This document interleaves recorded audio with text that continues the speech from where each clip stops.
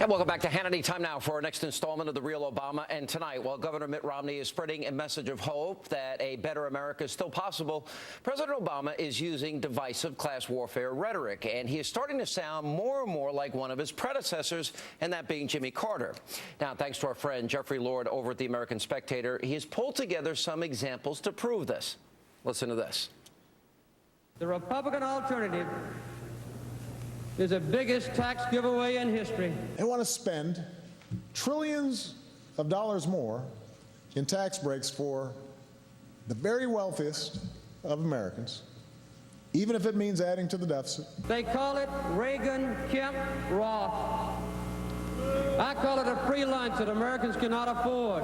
The last thing we can afford to do is to go back to the very same policies that got us into this mess in the first place. The Republican tax program offers rebates to the rich, deprivation for the poor, and fairest inflation for all of us. Do we want to keep tax cuts for the wealthiest Americans who don't need them and didn't ask for them? Or do we want to make sure that they're paying their fair share?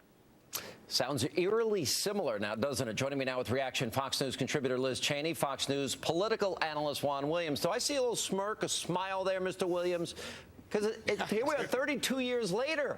This is all you guys on the left got. Class warfare, class envy, demonizing big oil companies. Well, you know, it's wishful thinking to think that somehow Barack Obama is Jimmy Carter reborn. I mean, I guess they could have brought up Ed Muskie or Gene McCarthy or some other weak Democrat. I think Carter's right. I think Carter just about. You think Carter's right? Well, all right. Let me. You know, Liz, to me, this election is probably most like Reagan Carter, in as much as, you know, here liberalism on display, class warfare. The rhetoric is the same. And the results of the Carter administration very similar to what we see with Obama. Right. Well, and, you know, the Wall Street Journal reported this morning, Sean, that the American people are more deeply concerned about the long-term prospects of our nation than they have been at any time since the 70s. But I actually think Barack Obama is even worse. You know, I think you've seen an unprecedented assault on American freedom and liberty from the Oval Office, whether it's what we saw today with let's crucify business, to these restrictions on how our families can operate on family farms, to attempts to limit our freedom of religion. You know, I would posit here that this president that we have in the Oval Office now is much more radical even than Jimmy Carter, and in that sense more dangerous to the nation. Well, and I'm going to add one thing that actually, Juan, this is a compliment. You may be surprised. I actually think Barack Obama is a better politician.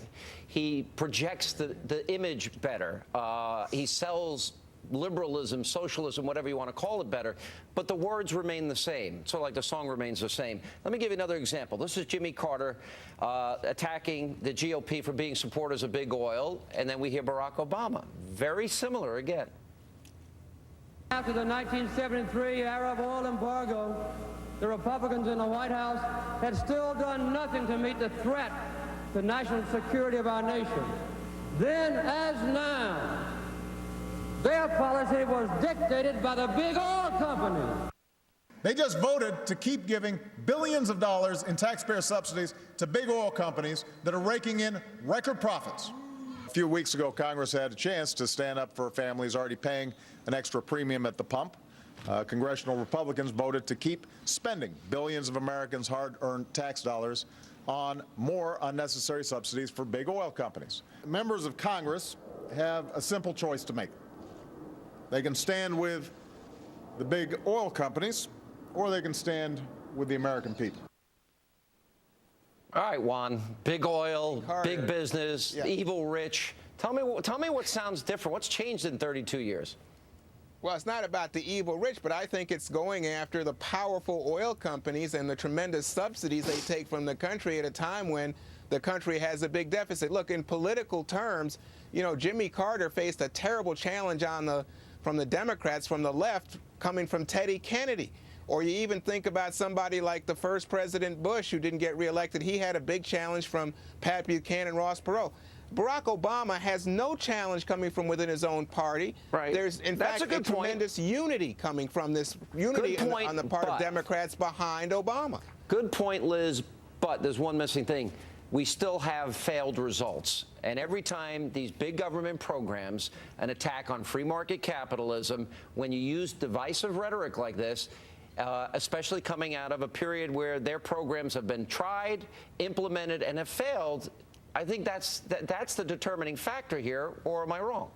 No, you're right. And in fact, in 1980, Hamilton Jordan, then Jimmy Carter's chief of staff, wrote him a memo which laid that out, which said at the end of the day, you are going to be judged on the results of your presidency. And that's exactly what we're going to see this time around.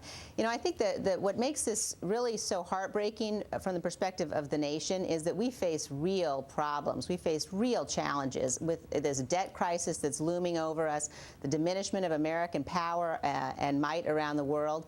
And what we see in response from this president is, you know, let's attack big oil, let's attack the rich, let's divide the nation. You know, he's looking for anything he can do that's going to get cheers from an audience, because he cannot stand in front of the American people. Even Barack Obama can't stand in front of the American people and say he's been a successful president. Yeah, and it's going to be very simple. Are you better off, Liz? Are you better off than 4 years ago? Go ahead. Last word. But Liz, hold on a second. You know, today Chrysler has record earnings. GM is in business. You know, bin Laden is dead. Al-Awlaki is dead. And 47 million Americans are in poverty, and 1 in 7 Americans need food stamps. And imagine and gas has doubled at the pump. Imagine Sean, what we would be looking at if we'd actually had good policies. Imagine what that recovery would look like if we had actually had in place policies that understood you need to support business, not crucify it. And $5 trillion in debt. But Liz, you are speculating. Points. All right, we got to run. And I've always used the term, Juan, that Barack Obama's Jimmy Carter on steroids, and I think I'm being proven right. Well, that's right. Don't underestimate him. He's going to lose in his second term, probably by a bigger margin than you think. Lose a second term. We underestimate the damage he can do, Juan. And thank you both.